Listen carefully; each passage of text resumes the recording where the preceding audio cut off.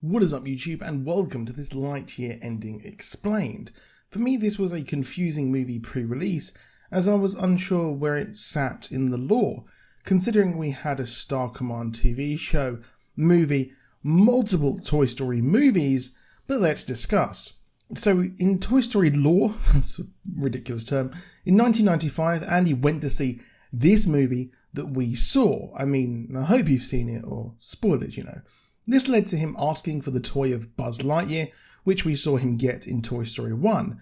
My issue with this is that this movie isn't as wild or over the top as the 90s action movies, but it had fun as this was more of an Interstellar style movie. We open with a text saying how this was the movie that Andy saw, and we follow Buzz, Hawthorne and a rookie as they visit a planet and check out the life and see if it's safe for the science team, kind of like similar to Star Trek's Federation. Here we saw Buzz say his iconic lines there that he said in the first Here we see Buzz say his lines he said in the first Toy Story movie, like the terrain seems unstable from when he was on the bed, and I'm Buzz Lightyear, I'm always sure. However, things do go from bad to worse when the indigenous creatures on the planet attack them, and we get a heart-stopping run back to the ship, which is colloquially referred to as the Turnip, which is said by Buzz, and it did remind me of the SS Drake from Pikmin 3. The ship and its passengers become trapped after their hyperdrive fuel becomes damaged. This is the crystalline tech that was referenced by Buzzy's toy counterpart when he first landed in Andy's room.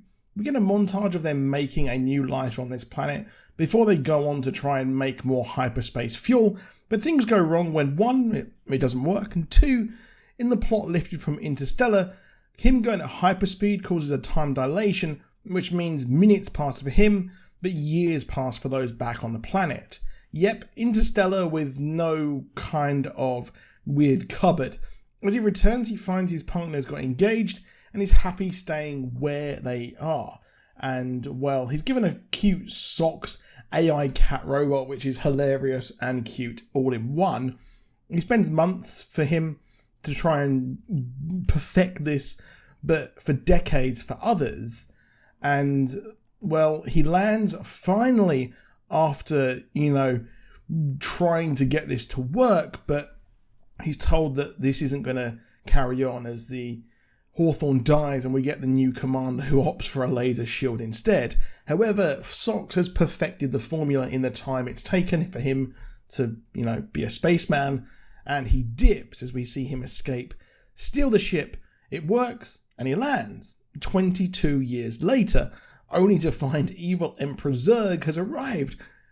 This is where the movie kind of gets a bit of a dip for me when we find out Zurg's a bit of a nerfed Zurg.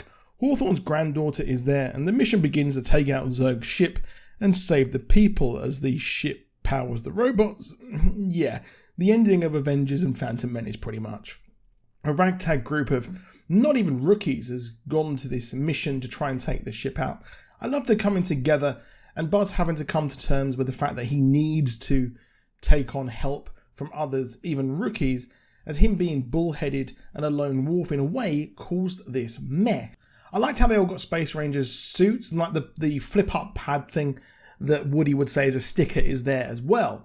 They eventually face Zurg, voiced by Brolin, who voiced Thanos in a fight similar to the video game Rex plays in Toy Story 2, even down to the power crystals battery in the middle. And the big twist, Zurg is a future Buzz. Thanks, I hate it. He's got the tri-cannon foam ball blaster, and it turns out that this Buzz was almost arrested when he returned. So he perfected it, he returned, and he went off way into the future and found some robots, and the new commander couldn't arrest him as he was in space. He wants to use the crystalline fuel to go back in time and stop the crash that started the movie, but this would erase Hawthorne and Izzy's life, and it's not about being just a space ranger and finishing the mission, it's about living your life. So this different Buzz from a different timeline, essentially what happened was he was almost captured, like I said, but he escaped. In this timeline, the stuff worked, the hyperdrive fuel worked just like Buzz, except he went way into the future using the time dilation thingy. And well, he found some advanced tech. Now he's created a branched timeline. He has gone back in time to using this tech because he thought, if I'm going in the future, why can't I go in the past? Which he manages to do. And then he is able to try and bring the hyperspace fuel to the turnip.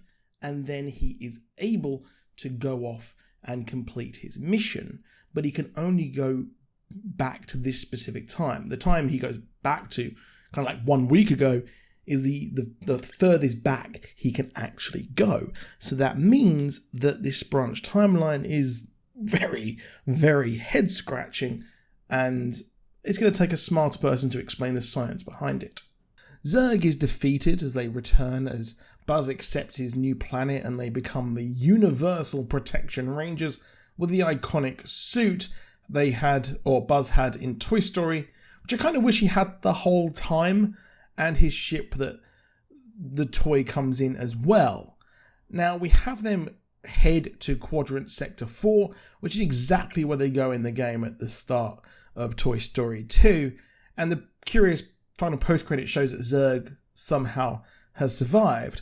My problem with this is that the science is a bit woo-woo.